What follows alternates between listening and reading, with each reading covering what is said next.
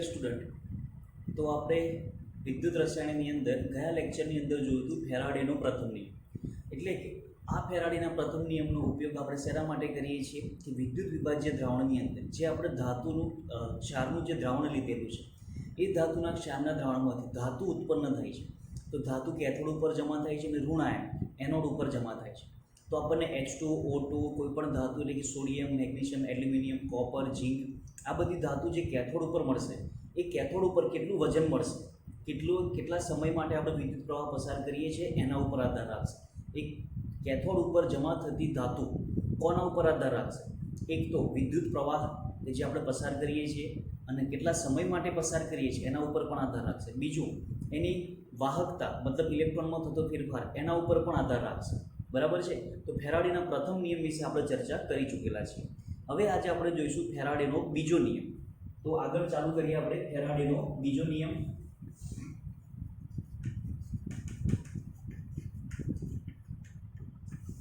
તો ગયા લેક્ચરની અંદર 13મા લેક્ચરની અંદર આપણે ફેરાડેનો પ્રથમ નિયમ જોઈ લીધેલો છે.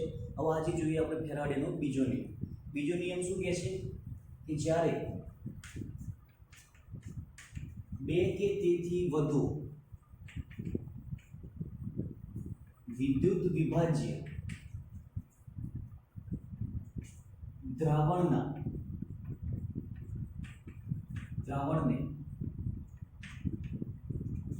શ્રેણીબદ્ધ કરી તેમાંથી એક સમાન વિદ્યુતનો જથ્થો પસાર કરવામાં આવે, એક સમાન વિદ્યુતનો જથ્થો પસાર કરવામાં આવે તો મળતી નીપજ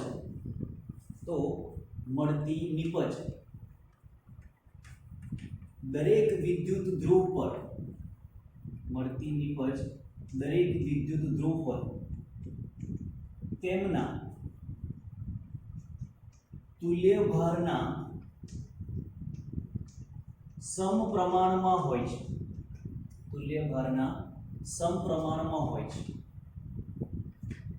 મતલબ સમજો કે જ્યારે બે અથવા બે કરતા વધારે વિદ્યુત વિભાજન કોષને શ્રેણીબદ્ધ કરીએ છીએ અલગ અલગ દ્રાવણ ભરે અને એમાંથી જો એક સમાન વિદ્યુત પ્રવાહ પસાર કરવામાં આવે તો દરેક વિદ્યુત ધ્રુવ પર મળતો નિપજ એ તુલ્ય ભારના સમપ્રમાણમાં હોય છે. એટલે આપણે આવું લખી શકીએ કે મળતી નિપજ W એ તુલ્ય ભારના સમપ્રમાણમાં હોય છે. શેના પર સમપ્રમાણમાં હોય? તુલ્ય ભારના આપણે શું કહી દઈએ છીએ? ઇક્વિવેલન્ટ માસ. શું કહી દઈએ છીએ? ઇક્વિવેલન્ટ માસ. બરાબર છે. તો ખાસ ધ્યાન રાખજો. દાખલા તરીકે તો આના માટે શું લખાશે? W1 upon W2 is equal to equivalent 1 upon equivalent 2. equivalent 1 upon equivalent 2. આ ઇક્વિવેલન્ટ શું છે ભાઈ? ઇક્વિવેલન્ટ માસ. શું થશે આ? ઇક્વિવેલન્ટ માસ. તુલ્ય દળ. તો આ તુલ્ય દળ છે શું? તો કે તુલ્ય દળ બરાબર આણ્વીય દળ ભાગ્યા ઇલેક્ટ્રોનનો ફેરફાર. તુલ્ય દળ છે શું? તો કે આણ્વીય દળ ભાગ્યા ઇલેક્ટ્રોનનો ફેરફાર. બરાબર છે. હવે આ જ વસ્તુ આપણે પ્રેક્ટિકલથી સમજીએ. ખાસ ધ્યાન રાખજો. 1 મોલર NaCl પર બીજા બીકરની અંદર 1 મોલર MgCl2 લઈ લઈએ અને ત્રીજા બીકરની અંદર 1 મોલર AlCl3 લઈ લઈએ. બરાબર છે. તો આ દરેકની અંદર એનોડ અને કેથોડ તો હશે જ. દરેકની અંદર એનોડ કેથોડ હશે.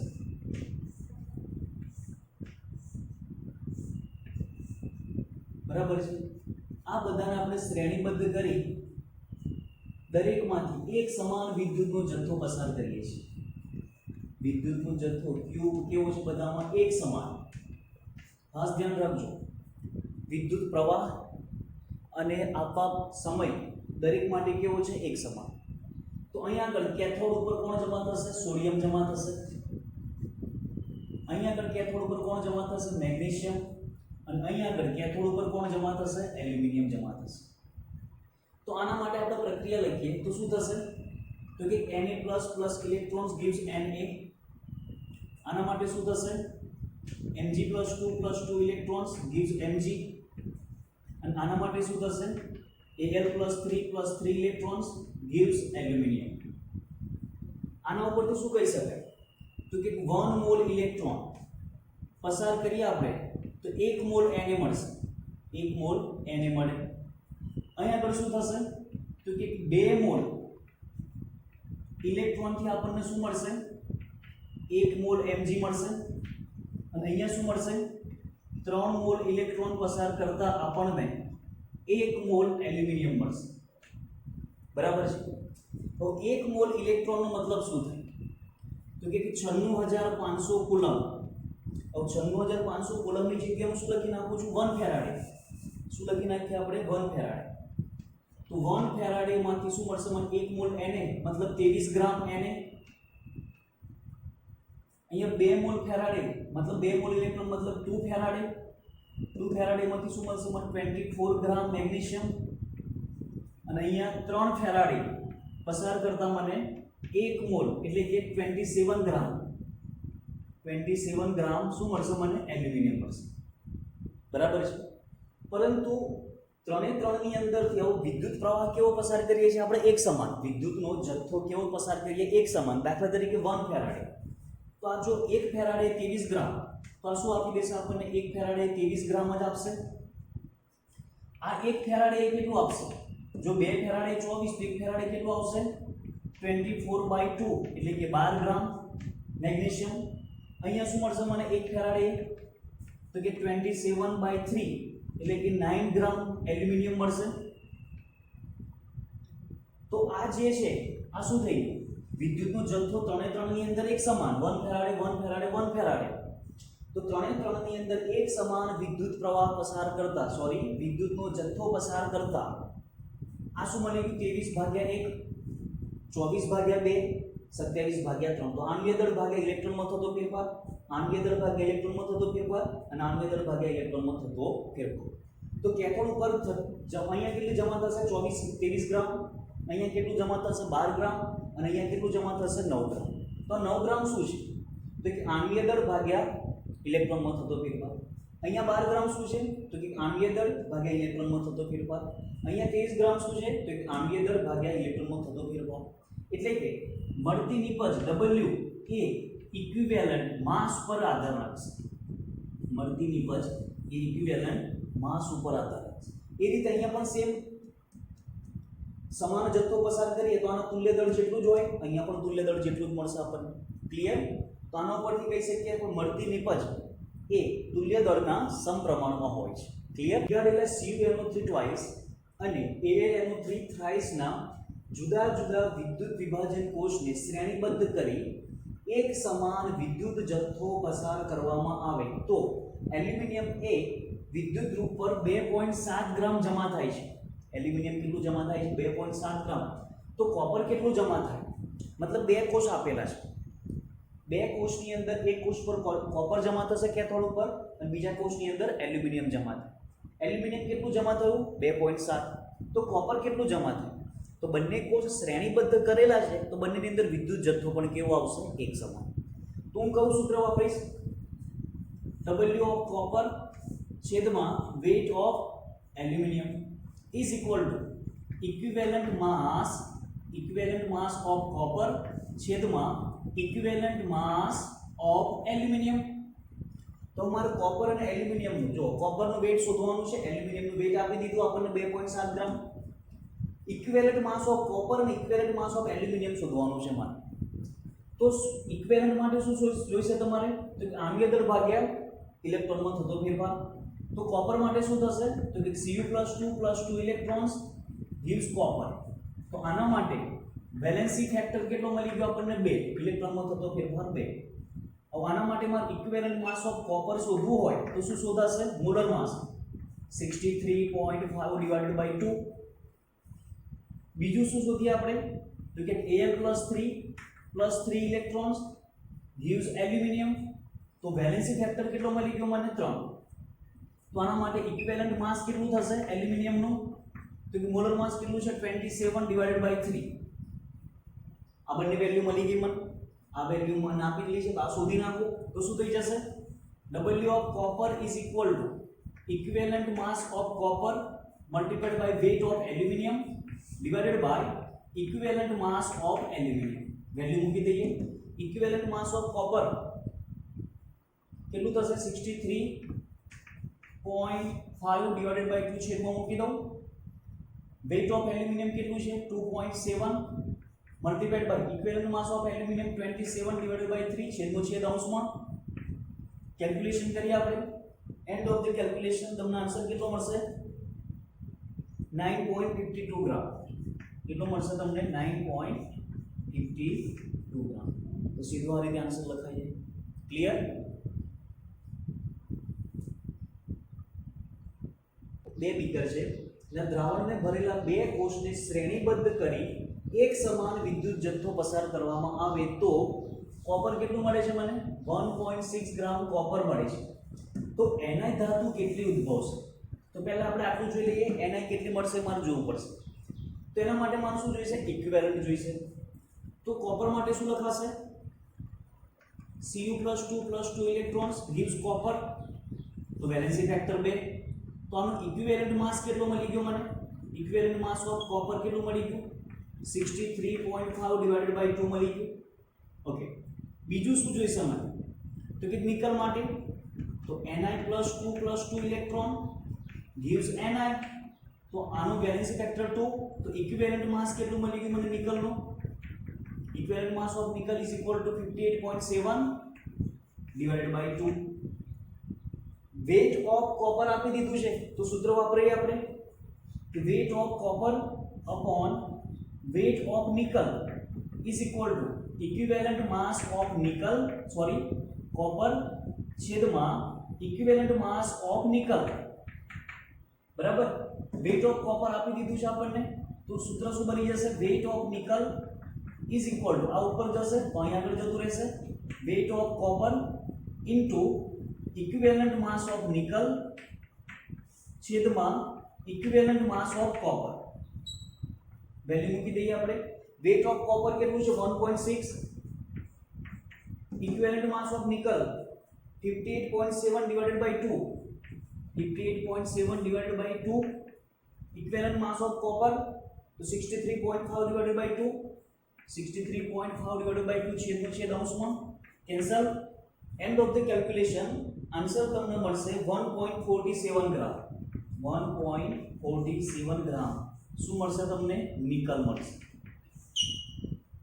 બરાબર છે સીધે સીધું કેલ્ક્યુલેશન છે એ જ રીતે નેક્સ્ટ શું પૂછ્યું છે આપણને જો NiSO4 ને બદલે AgNO3 નું દ્રાવણ ભરે મતલબ આવું બે બીકર છે CuSO4 અને AgNO3 તો AgNO3 માટે ઇક્વિવેલન્ટ માસ જોઈશે તમારે તો AgNO3 માટે શું લખાશે Ag++ ઇલેક્ટ્રોન્સ gives Ag તો આના માટે ઇક્વિવેલન્ટ માસ શું થશે તો કે 108 ભાગ્યા 1 વેલેન્સી ફેક્ટર તો 1 જ છે તો શું થઈ જશે સૂત્ર તો કે W ઓફ Ag લખવું હોય તો Ag કોપર લખવું હોય તો કોપર તો વેટ ઓફ કોપર છેદમાં weight of Ag is equal to equivalent mass of copper છેદમાં equivalent mass of Ag W of Ag શોધવું છે આપણે તો કે W of Ag is equal to શું થઈ જશે weight of copper multiplied by equivalent mass of Ag છેદમાં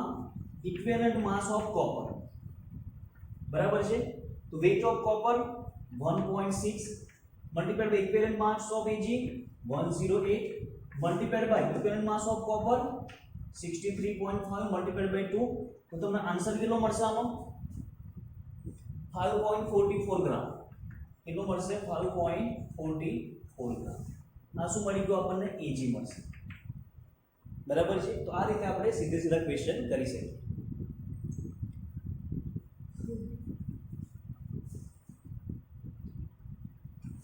એક્ઝામ્પલ કે જો 4.0 × 10⁴ એમ્પિયર નો વિદ્યુત પ્રવાહ 6 કલાક માટે પીગાડેલા Al2O3 માંથી પસાર કરવામાં આવે તો કેટલા ગ્રામ એલ્યુમિનિયમ કેથોડ પર જમા થાય.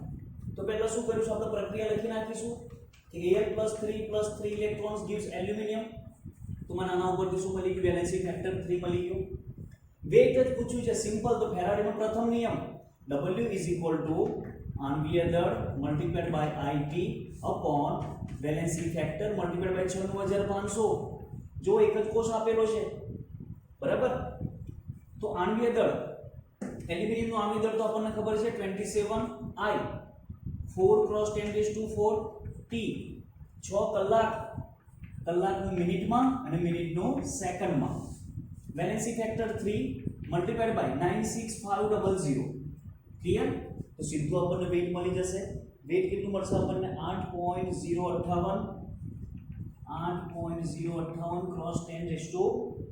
10⁴ ગ્રામ.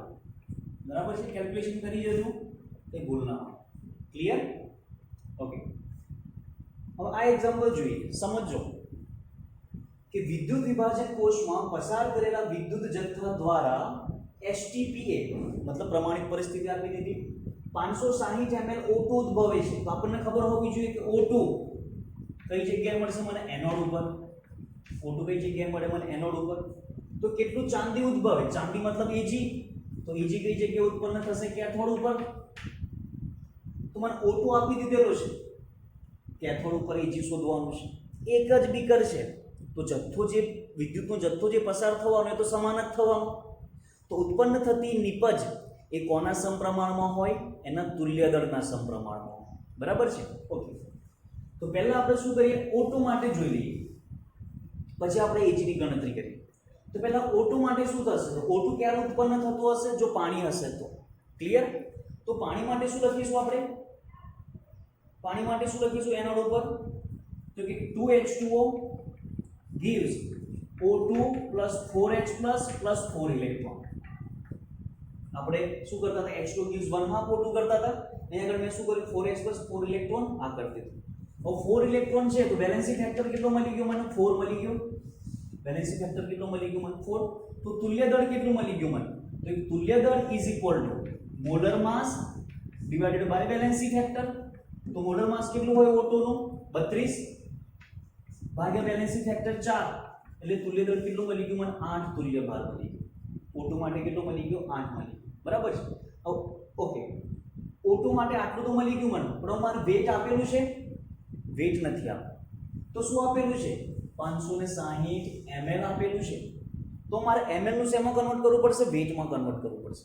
પણ ml નું વેટમાં કઈ રીતે કન્વર્ટ કરાય? ડાયરેક્ટ તો ના કરાય. તો મારે એના માટે ml ને શેમાં કન્વર્ટ કરી દઉં? મોલમાં.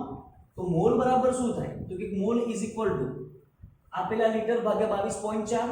તો 0.560 લીટર ભાગ્યા 22.4 લીટર. તો એપ્રોક્સ આન્સર તમને કેટલો મળશે? 0.025 મળશે. કેટલો મળશે? 0.025 લીટર મળી ગયો. સોરી, મોલ પર. Litre cancel. આન્સર શેમાં મળી ગયો આપણને? મોલમાં. તો આ મોલ ઉપરથી શું શોધી શકીએ આપણે? વજન શોધી શકીએ. તો O2 નો ml આપેલું છે, ml નું શેમાં કન્વર્ટ કરી દઉં છું? મોલમાં. બરાબર? જશે મને મોલ = માસ અપોન મોલર માસ, એટલે કે વેટ અપોન મોલર માસ. તો વેટ = શું થઈ જશે? n * molar mass.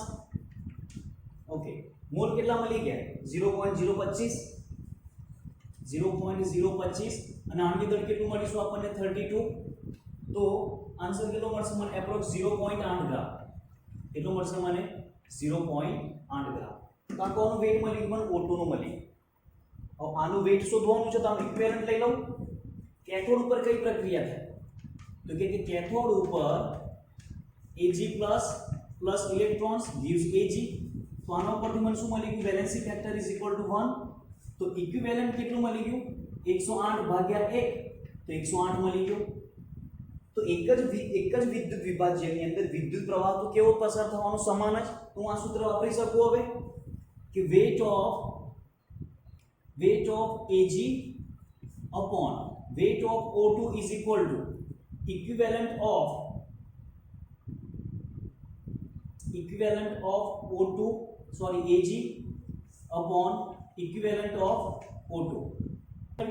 Weight of Ag is equal to equivalent of Ag કેટલું મળી ગયું મને? 108 ગુણ્યા વેઇટ ઓફ O2 કેટલું મળી ગયું મને 0.8 છેદમાં ઇક્વિવેલન્ટ ઓફ O2 કેટલું છે મારી જોડે ઇક્વિવેલન્ટ ઓફ O2 કેટલું છે 8 તો કેટલો આન્સર આવી જશે 10.8 ગ્રામ શું મળી ગયું તમને Ag મળી ગયું બરાબર છે તો આ રીતે આપણે આન્સર ગણી શકીએ ક્લિયર તો અત્યારે આપણે જોઈ લીધું કે ફેરાડેનો પ્રથમ નિયમ અને બીજો નિયમનો ઉપયોગ કરીને વિદ્યુત ધ્રુવ ઉપર કે જે ધાતુ ઉત્પન્ન થાય છે એ ધાતુનું વજન કેટલું હશે વાયુ ઉત્પન્ન થાય તો વાયુનું વજન વાયુનું કદ કેટલું હોય આપણે જોઈ શકીએ છીએ બરાબર છે તો અહીંયા સુધીનો આપણો એક પોર્શન કમ્પ્લીટ થાય છે હવે આપણે આગળ જોઈએ છીએ કે બેટરી તો બેટરી શું છે ખાસ સમજો બેટરી આપણે જે જનરલી રોજિંદા જીવનમાં જે બેટરી વાપરીએ છીએ એ જ બેટરી છે પરંતુ એ બેટરી વિશે થોડી ઘણી માહિતી મેળવી લઈએ તો બેટરી ખરેખર છે શું તો ખાસ ધ્યાન રાખજો કે એક અથવા એક કરતા એક તો નહીં આવે એક કરતા વધારે એક નહીં આવે એક કરતા વધારે કોષને શ્રેણીબદ્ધ કરી કોષને શ્રેણીબદ્ધ કરી રચવામાં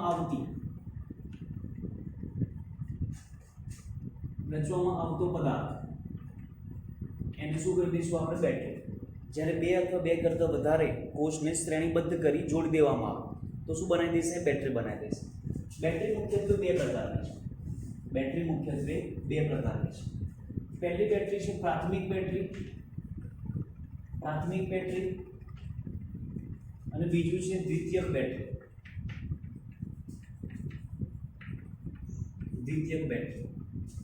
પ્રાથમિક બેટરીનો મતલબ સમજો કે લાંબા સમય સુધી કાર્યરત રહ્યા પછી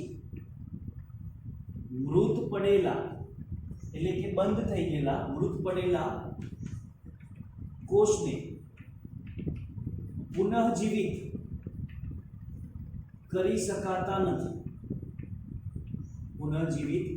શકાતા નથી એને શું કહી દઈશું આપણે પ્રાથમિક બેટરી દ્વિતીયક બેટરી શું કહી દઈશું આપણે કે લાંબા સમય પછી મૃત પડેલા કોષને પુનઃજીવિત કરી શકાય એને શું કહી દઈશું આપણે દ્વિતીયક બેટરી ઇન શોર્ટ આ જે બેટરી હોય એ બેટરી કેવી રિચાર્જેબલ આ બેટરી હોય એ કેવી હોય રિચાર્જેબલ જ્યારે આ બેટરી કેવી આવશે નોન રિચાર્જેબલ એક વખત યુઝ કરી અને પછી આને ફેંકી દેવાની નોન રિચાર્જેબલ આનો ઉપયોગ એક વખત થઈ ગયા પછી ફરી ના થાય જ્યારે દ્વિતીયક બેટરીનો ઉપયોગ આપણે એને ચાર્જિંગ કર્યા પછી આનો ઉપયોગ ફરી કરી શકીએ છીએ જે અત્યારે આપણે જનરલી વાપરતા હોઈએ છીએ ક્લિયર તો પ્રાથમિક બેટરીના ઉદાહરણ જોઈ લઈશું પ્રાથમિક બેટરીના ઉદાહરણની અંદર આવશે સૂકો કોષ ડેનિયલ કોષ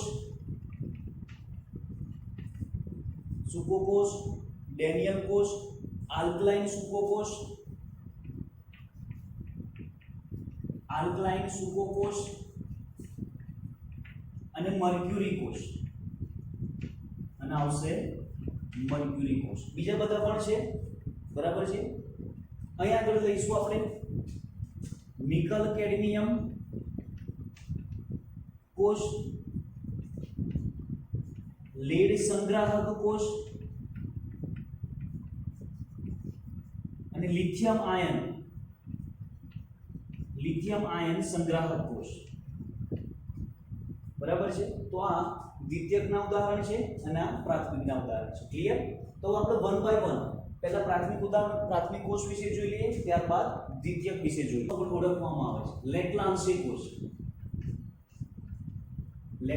કોષ આ નોન રિચાર્જેબલ છે એક વખત ઉપયોગ કરીને પછી એને ફેંકી દેવાનું આની રચના કેવી હોય છે ખાસ સમજો એક બીકર જેવું હોય છે આની અંદર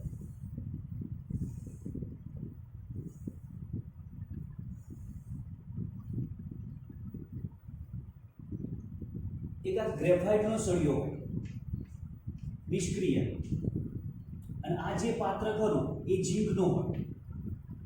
આ જે ગ્રેફાઇટનો જે સળિયો ખરો એ કેથોડ તરીકે કાર્ય કરે, અને જે ઝીંકનું પાત્ર ખરું એ એનોડ તરીકે. આગળ એક ઉપર લેયર બનાવી દીધેલું, અને આની અંદર NH4Cl પ્લસ ZnCl2 અને MnO2 આ ત્રણની લુગદી ભરેલી હોય, એટલે કે પેસ્ટ ભરેલી આવશે.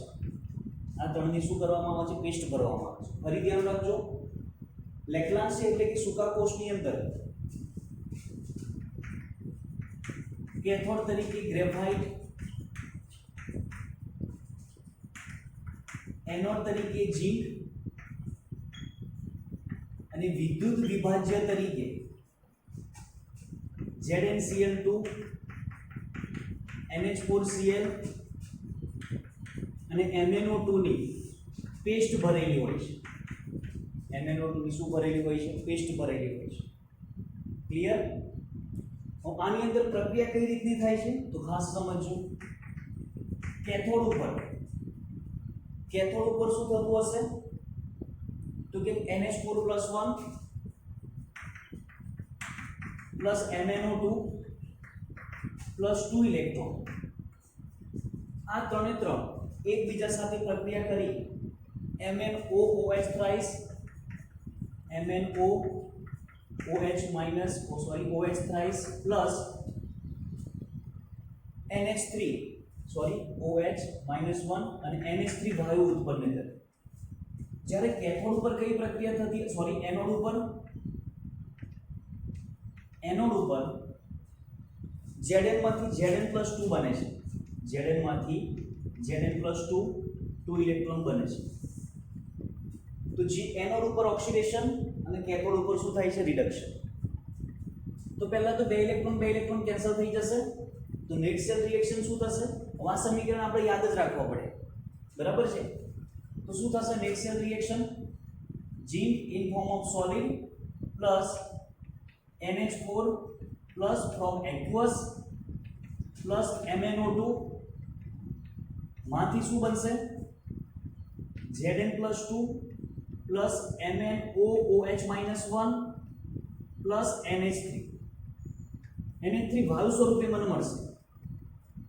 હવે આ જે NH3 વાયુ કરો એ NH3 Zn+2 સાથે જોડાઈને NH3 એ Zn+2 સાથે જોડાઈને Zn શું બનાવી દેશે? ZnNH3 4 ટાઈમ્સ નો એક સંકીર્ણ બનાવે છે, જે સફેદ રંગનો હોય છે. સંકીર્ણ બનાવશે જે કેવો રંગનો બનશે? સફેદ. એટલા માટે આપણે બેટરી ઉપર જોતા હોય તો એક વ્હાઇટ લેયર ચડી ગયેલું હોય, એ શેનું હશે? ZnNH3 4 ટાઈમ્સ પ્લસ 2 નો હશે. ક્લિયર? તો આ રીતે પ્રક્રિયા થતી હોય છે. અને આની અંદરથી પોટેન્શિયલ, આની અંદરથી કોષ પોટેન્શિયલ કેટલો મળે છે મને? તો 1.5 વોલ્ટ. કેટલો મળે છે? 1.5 વોલ્ટ. ક્લિયર? તો આ સમીકરણ યાદ રાખવા પડે છે.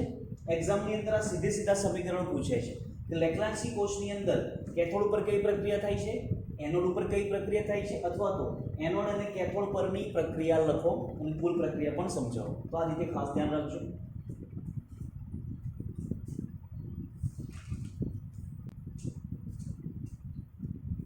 આપણે નેક્સ્ટ જોઈએ છે પ્રાથમિક કોષ એટલે કે નોન રિચાર્જેબલ મર્ક્યુરી કોષ. મર્ક્યુરી કોષની અંદર આજે વિદ્યુત વિભાજ્ય તરીકે શું લઈએ છીએ આપણે? પોટેશિયમ હાઇડ્રોક્સાઇડ અને ઝિંક ઓક્સાઇડની પેસ્ટ લઈએ છીએ. એની અંદર કેથોડ તરીકે કોણ લઈએ? Mercury oxide. એનોડ તરીકે કોણ આવશે? ઝિંકનો સળિયો. બરાબર છે? તો કેથોડ તરીકે મર્ક્યુરી ઓક્સાઇડ, એનોડ તરીકે ઝિંકનો સળિયો અને વિદ્યુત વિભાજ્ય તરીકે KOH પ્લસ ZnO ની પેસ્ટ લઈએ, ઝિંક ઓક્સાઇડની પેસ્ટ. હવે કેથોડ ઉપર કઈ પ્રક્રિયા થશે? તો કે મર્ક્યુરી ઓક્સાઇડ વોટર જોડે રિએક્શન કરશે, 2 ઇલેક્ટ્રોન ગેઇન કરી mercury in form of liquid બનાવે. અને એનોડ તો શું થશે? ઝિંકમાંથી શું બનાવી દેશે? Zn+2 O-2 એટલે Zn+2 થશે. તો 2OH- થી શું બનાવી દેશે? આ વોટર. તો શું થઈ જશે અહીંયા આગળ? તો 2 ઇલેક્ટ્રોન કેન્સલ થઈ જાય. 2OH પણ કેન્સલ થઈ જશે તો શું મળશે મને mercury oxide in form of solid plus zinc in form of solid gives mercury in form of liquid plus zinc oxide in form of solid plus H2O અને H2O પણ કેન્સલ થઈ ગયું બરાબર છે તો આ રીતની પ્રક્રિયા થતી હોય એક વખત આ ઝીંક ઓક્સાઇડ પણ એક વ્હાઇટ કલરનું લેયર બનાવી દેતો હશે તો પછી કોષ કાર્ય કરતો બંધ થઈ જશે પછી આનું રિચાર્જેબલ નહીં કરી શકે અને આના દ્વારા મળતો કોષ પોટેન્શિયલનું મૂલ્ય એપ્રોક્સ કેટલું હોય છે 1.35 વોલ્ટ એપ્રોક્સ કેટલું હોય છે 1.35 વોલ્ટ ફરી કહી દઉં છું કેથોડ અને એનોડ ઉપર થતી પ્રક્રિયાઓ આપણે યાદ રાખવી પડે છે ક્લિયર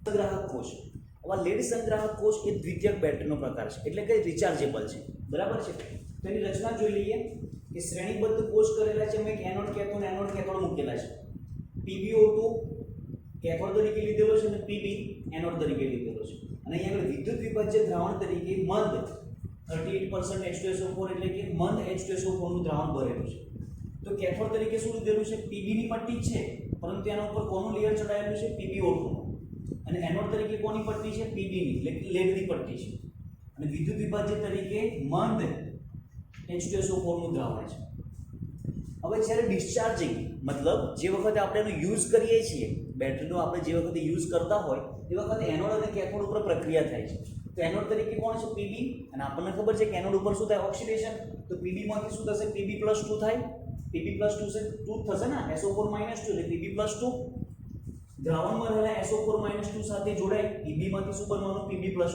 અને એ SO4 - 2 સાથે જોડાઈને શું બનાવી દેશે PbSO4 અને Pb માંથી Pb+2 બને એ વખતે બે ઇલેક્ટ્રોન મુક્ત કરશે કેથોડ ઉપર શું પ્રક્રિયા થશે તો કે કેથોડ ઉપર શું થશે રિડક્શન તો Pb+2 છે અહીંયા આગળ Pb+2 4 ઇલેક્ટ્રોન એટલે અહીંયાથી આપણે 2 વડે મલ્ટીપ્લાય કરી દઈશું તો અહીંયા શું થશે 4 ઇલેક્ટ્રોન દ્રાવણમાં રહેલો H+ અને SO4 - 2 તો Pb માંથી Pb+2 સેમો કન્વર્ટ થઈ PbO2 સેમો કન્વર્ટ થઈ જશે PbSO4 માં અને વોટર ઉત્પન્ન કરશે તો આપણે કેન્સલ કરી શકીએ કે કેન્સલ કરી શકીએ આપણે 2 ઇલેક્ટ્રોન તો અહીંયા કેટલા ઇલેક્ટ્રોન વધ્યા 2 ઇલેક્ટ્રોન વધશે અહીંયા આગળ H+ જોઈશું આપણે H+ અને SO4 તો આપણે ટોટલ રિએક્શન જોઈએ તો શું બનશે Pb + PbO2 + 4 ટાઈમ્સ H+ અને SO4 - 2 આગળ જોઈએ આપણે તો શું બનાવી દેશે આ PbSO4 + PbSO4 એટલે 2 ટાઈમ્સ PbSO4 મળી ગયું મને ઓકે અને અહીંયા આગળ શું બનશે 4H+ અને SO4 - 2 તો શું બનાવી દેશે આ H2SO4 કેટલા ટાઈમ્સ 2 ટાઈમ્સ 4 હાઇડ્રોજન SO4 - 1 અહીંયા આગળ પણ શું થઈ જશે SO4 - 1 ક્લિયર તો 2 ટાઈમ્સ શું થઈ ગયું SO4 એક વખત અને બે વખત તો બે વખત SO4 - 1 4 હાઇડ્રોજન થઈ ગયા આ બે ઇલેક્ટ્રોન વધશે અને અહીંયા શું બનાવી દેશે 2H2 ક્લિયર હવે શું થશે તો કે સમય જતા એટલે કે જેમ જેમ ડિસ્ચાર્જ થાય એમ Pb નું પ્રમાણ ઘટે Pb નું પ્રમાણ શું થાય ઘટે PbO2 નું પ્રમાણ પણ શું થાય ઘટે PbO2 નું પ્રમાણ પણ કેવું થાય ઘટશે H2SO4 નું પ્રમાણ ઘટે અને H2O નું પ્રમાણ વધે મતલબ H2SO4 કેવું બનતું જશે H2SO4 મંદ બનતો જાય પાણીનું પ્રમાણ વધે એટલે H2SO4 કેવું થતું જાય મંદ બનતું જાય અને PbSO4 નું પ્રમાણ કેવું થઈ જશે વધી જાય PbSO4 નું પ્રમાણ વધે એટલે કે આ પણ એક વ્હાઇટ લેયર બનાવે છે બરાબર છે આપણે બેટરી ઉપર જોયેલું છે તો આ પ્રક્રિયા ક્યારે થતી હોય ડિસ્ચાર્જ વખતે હવે આના દ્વારા જે કોષ પોટેન્શિયલ મળે છે આપણને એ કોષ પોટેન્શિયલનું મૂલ્ય કેટલું છે એપ્રોક્સ 2.0 વોલ્ટ એપ્રોક્સ કેટલું છે 2.0 વોલ્ટ હવે ડિસ્ચાર્જ થયા પછી ચાર્જિંગ કરવાનું તો ચાર્જિંગ વખતે આ પ્રક્રિયા શું થઈ જશે ઊંધી થઈ જશે એનો મતલબ કે એનોડ કેથોડ બની જાય ને કેથોડ શું બની જશે એનોડ ક્લિયર મતલબ આ પ્રક્રિયા કેવી થઈ જશે રિવર્સ થઈ જશે ક્લિયર